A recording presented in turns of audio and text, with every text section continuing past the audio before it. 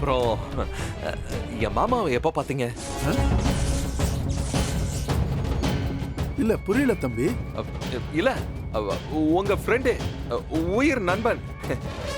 எப்படி இருந்தாலும் உங்களை தேடி வந்திருப்பாருல்ல, அதான் கேட்டேன். என்ன சொன்னாரு? நல்லா இருக்காரா? என்ன பத்தி எதுவும் விசாரிச்சாரா? இல்லப்பா, நான் அவரை பார்க்கவே இல்லப்பா. சும்மா சொல்லாதீங்க அங்கிள். கண்டிப்பா நீங்க என் மாமாவை பார்த்திருப்பீங்க. அவர் எங்க இருக்காரு எல்லாம் உங்களுக்கு தெரிஞ்சிருக்குமே. அவரோட மனசாட்சியே நீங்க தானே கேள்விப்பட்டேன். இல்ல தம்பி, நான் அவரை பார்க்கவே இல்லைன்றல. நீங்க நிஜமாவா சொல்றீங்க? சத்தியமா நான் பார்க்கல தம்பி. நான் எதுக்கு உங்ககிட்ட போய் சொல்லணும்? எனக்கு எதுவும் தெரியாது தம்பி. சரி, நான் கிளம்புறேன். எனக்கு ஒரு வேலை இருக்கு.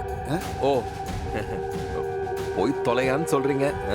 ஐயோ, உங்களை அப்படி சொல்ல முடியுமா தம்பி? பரவாயில்ல. நானும் என் மாமா கிட்ட மன்னிப்பு கேட்கறதுக்கும் நம்ம எல்லாரும் சேர்ந்து குடும்பமா வாழ்றதுக்காகவும் தான் அவரை தேடிக்கிட்டு இருக்கேன். என்னால அவருக்கு எந்த ஆபத்தும் வராது. ப்ளீஸ், அவரை எங்கேயாவது பாத்தீங்கன்னா எனக்கு கால் பண்ணி சொல்லுங்க. ஒரு நிமிஷம். இந்தாங்க, இதான் என்னோட விசிட்டிங் கார்டு. எப்ப வேணாலும் கூப்பிடுங்க, என்ன உதவி வேணாலும் கேளுங்க. வரேன்.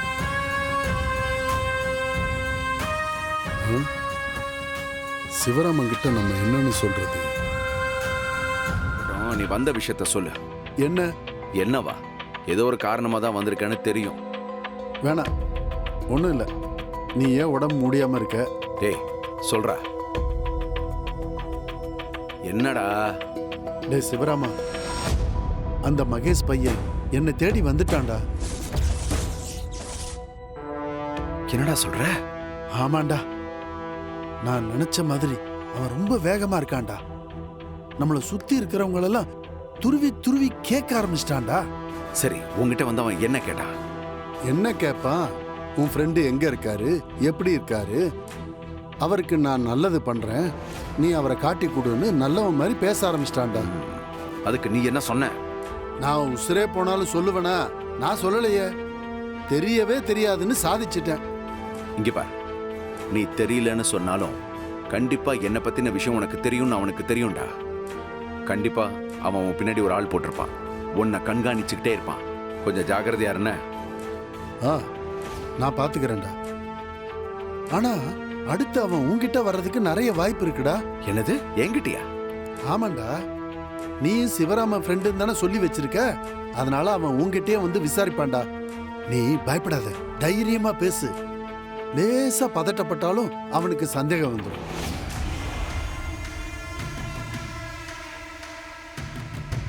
தப்பு பண்ணிட்டேன்டா, பெரிய தப்பு பண்ணிட்டேன்.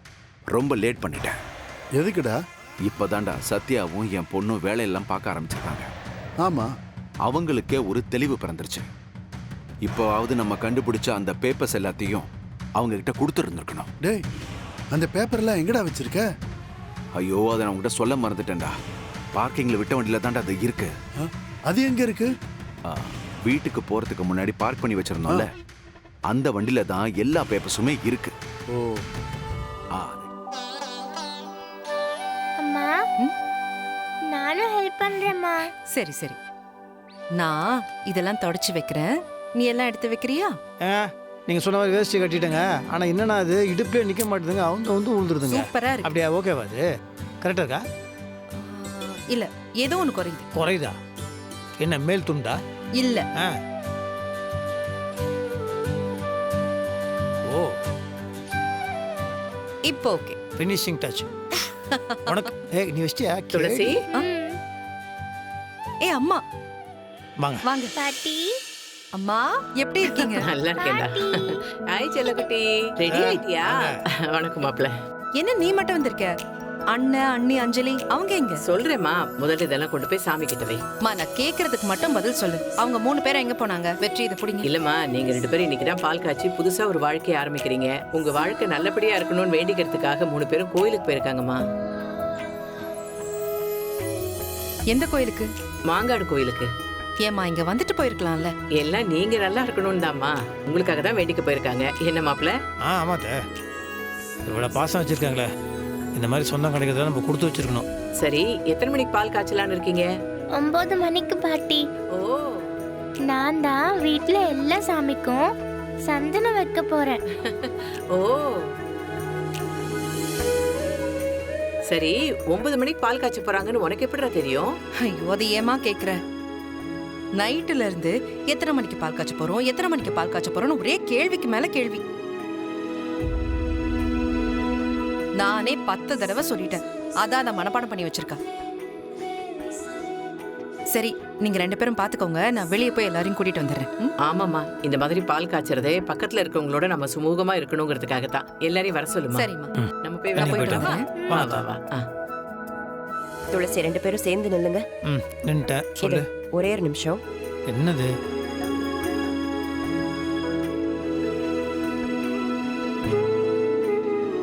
வெற்றி, துளசி, இந்தாங்க, என்னது இது? வாங்கிக்கோங்க. எதுக்கு? சரி. சரி, எங்களை ஆசீர்வாதம் பண்ணுங்க. ஐயோ, நல்லா இருங்க, நல்லா இருங்க. வாங்கிக்கோ. ரொம்ப தேங்க்ஸ் அத்தை. உனக்கு ஒரு குட்டி. கடவுளே, என் பையனுக்கும் மருமகளுக்கும் எந்த குறையுமே வரக்கூடாது. அவங்க நல்லா இருக்கணும்.